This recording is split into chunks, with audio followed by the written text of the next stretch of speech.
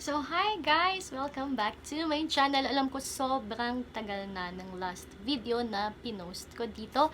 But then, now I am back.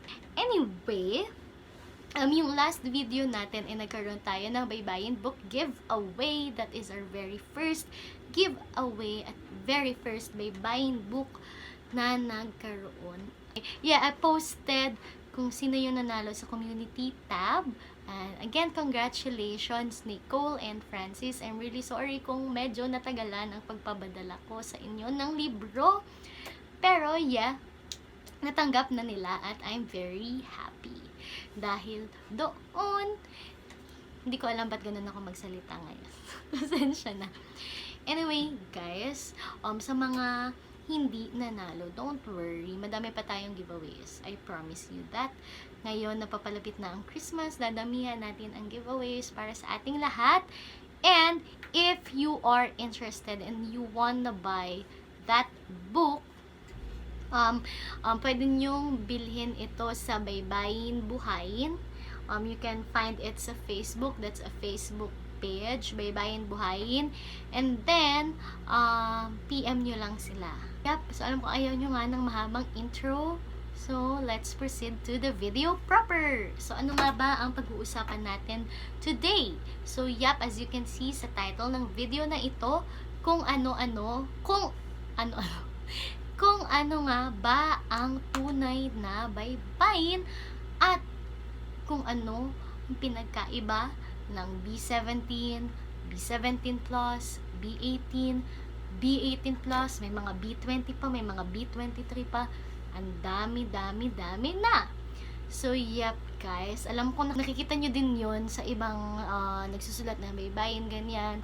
Tapos, yung iba makikita nyo din if kung na magkaiba kayo kung paano nyo, the way nyo isulat or the way nyo i-type, the way nyo iba-iba parang magkakaiba kayo.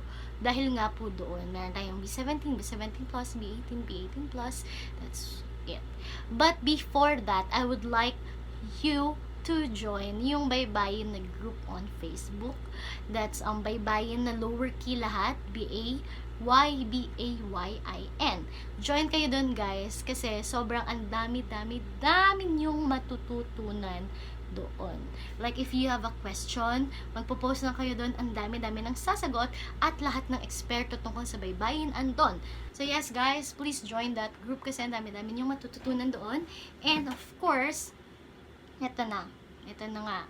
Ano nga ba talaga ang totoong baybayin at ano pinagkakaiba-iba nila ng mga baybayin nandiyan. So, ito, yung source ko kung saan ko ito natutunan. Thank you so much, Ginoong Pahusay Bataan. Yun yung name niya sa Facebook, Pahusay Bataan. So, siya, I think this is his own research about baybayin. So, ito, feeling ko sa kanya din tong page na Baybayin, araw ng mga katutubong panulat. So, guys, i-like na yung page na yun. Try to visit that page kasi madami kayong matututunan doon.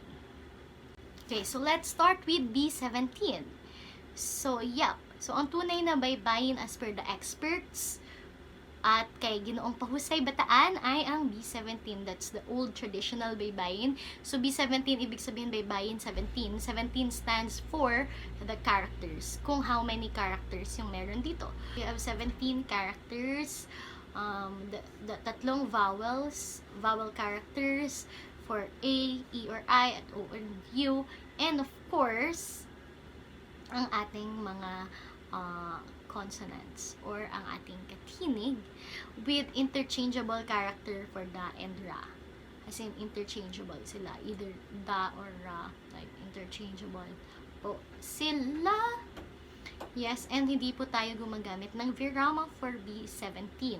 So, dahil doon, as per syllable talaga tayo. So, for example, you are going to write the word baybayin. In B17 na pagkakasulat ng baybayin ay babayi. Yun yung pagkakasulat ng word na baybayin pag ginamit natin yung B17. Babayi.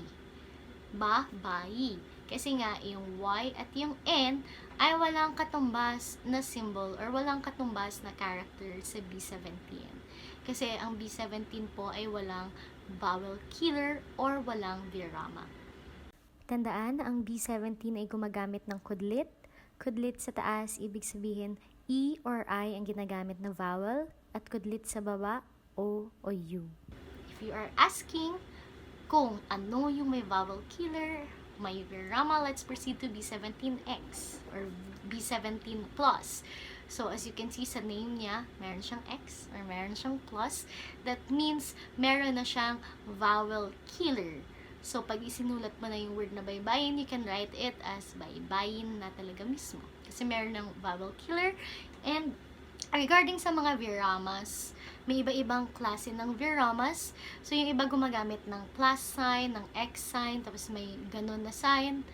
So, yeah, I will discuss that on another video. Pero yes, yun nga po yung sa B17 plus, ang dagdag ng B17 plus. Again, 17 characters pa rin with interchangeable D at R or da at ra at yung virama. Yes, or pamatay, patinig, vowel killer. Next is for B18 or B18 plus. So, sa B18 naman, alam nyo kung ano yung nadagdag na character? Yung letter R or yung character na ra. So, yun yung nadagdag. So, yun yung nasa video ko, nasa very first video ko dito sa YouTube, yung kung paano magsulat ng baybayin. That was B18 plus. Kasi merong R, so meron sariling symbol si R at da. So that pwede mo siyang ma-distinguish or pwede mo talagang hindi ko alam yung term sa Tagalog, basta yon yung ra at yung da, at of course ginagamitan ito ng virama. So yes, yun. Meron pang mga iba-iba, may mga B23, may mga ganun pa. Yun na yung mga modern baybayin. But then guys, ang totoong baybayin po talaga ay ang B17. The rest are only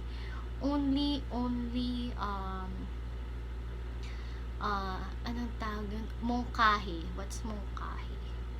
Mungkahi yung nakasulat dito. Ano pa lang yun lahat? Proposals.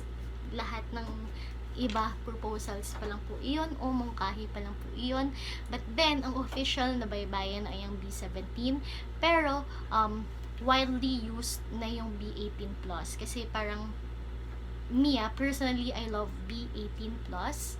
Kasi yun nga, mas maiintindihan mo na talaga yung gustong ipahiwatig ng mga messages pag B18 plus yung ginagamit. Hindi ka na like magdadalawang isip pa like sa B17 na parang huhulaan mo kung ano talaga yung mismong buong phrase na isinulat kasi nga wala tayong vowel killer. So yun, so that's why. So again, very quick recap summary ng video na ito. B17, 3 vowels and 14 consonants. Walang vowel killer, walang virama. Yep. B17 plus with vowel killer or virama, the X plus and the other symbols. Yun. Or tinatawag na pamatay patinig. B18 or B18 plus, dumagdag ang character na ra. So that's it for today, guys. I hope you have learned something from today's video. Again, please follow or please like, ano ba yun sa Facebook? Please like or follow yung Baybayin, Araw ng mga Katutubong Panulat, kasi ang dami niyong matutunan doon. That page is by Pahusay Bataan. Thank you so much, sir. I hope you don't mind na ginamit ko or naging source kita in this video.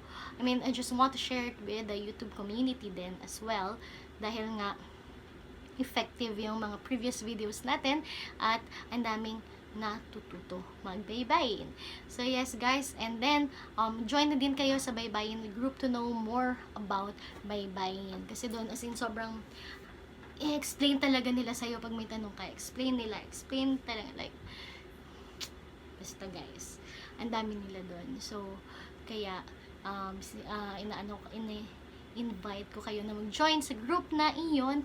And of course, I will be uploading some more videos, of course, about baybayin pa rin. And syempre, may mga ibang videos na hindi tungkol sa baybayin. But then, I will let you know. So, I'm really sorry. Medyo mahaba na itong video na ito. So, yep. That's it for today, guys. So, thank you so much for watching. And again, sabay-sabay po nating buhayin ang baybayin. Nga pala, sa mga gustong makinig sa aking munting kwento kung anong nangyari sa buhay ko. Hindi naman ganun. Kung anong ganap sa buhay ko. And then, thank you so much sa pakikinig. And then, this one, if you are interested sa bago nating setup, this one I got from Divisoria. Sobrang tagal na nito sa akin. I mean, kailan ko ba? August ko pa ito nabili. Pero, parang last week ko lang ito nalagay. So, I got this for, nakalimutan ko na, 110 ata or 100 pesos. Pag madami kang binibili, mas bumababa yung presyo niya. I bought 15, pero hindi ko alam bakit 14 na lang yung nandito. Kaya tuloy may kulang ako dun. Hindi nyo nakikita. Hindi ko alam bakit 14 na lang. Pero sure ako na hindi kasalanan na nagbebenta yun. Kasi nakita ko talaga na binilang niya, nilagyan niya ng tali. At kinaut din namin sa kotse.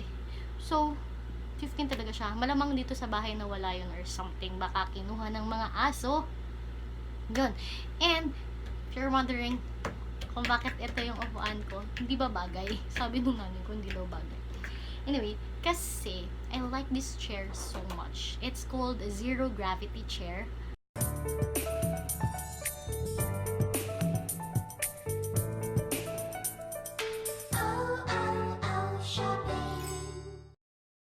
Wow, welcome to O Shopping. Yeah, so it's a zero gravity chair. So, sobrang komportable niyang upuan. So, like, you can, ganyan, no? Actually, maano pa to eh. Pwede mo pang mataas. Hindi naman hanggang dito talaga. Parang, ano yung saktong nakahiga. Wait, let's try. Pwede mo siyang ganyan.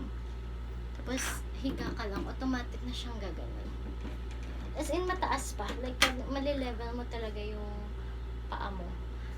Sobrang comfy ni matulog. Hindi siya masakit sa katawan. Kahit ilang hours ka na andito. Ewan ko. Parang dahil siguro dito, sa ganito na parang elastic. So, hindi siya, nagsa-stretch siya. So, sinusunod niya yung curve ng katawan mo. I think yun yung reason. Anyway, hindi ko alam saan ito binili at hindi rin ako nagbebenta nito, guys. Gusto ko lang i-share kung gaano siya ka-komportable. Again, it's called zero gravity chair. So, yun yung sabi ng tatay ko. Zero gravity chair daw ito. So, yeah. Hanap kayo kung saan meron. Ganun-ganun ako. Dapat nakaganto. As in, guys, parang sobrang comfy. Tapos, nakita ko sa Shopee or sa Lazada. May yung iba, meron pa dito yung lalagyan ng ng drinks. Yung mga lalagyan ng drinks, may lalagyan ng pagkain. Kulang na lang pa yung anyway, ako, gustong-gusto ko dito nagtatrabaho. Parang dito ko nilalagay yung laptop. Ganyan. So, gusto kong humanap ng parang tray na ilalagay or something. Anyway, ang dami ko na naman pong nasabi dahil wala akong kausap buong araw. Yung mga aso lang. So, yep. Again, thank you so much for watching. Please do not forget to like, thumbs up this video if nagustuhan niyo ang video na ito. Subscribe to my channel and click that notification bell. Char lang. Anyway, thank you so much guys for watching and see you on my next video. Bye!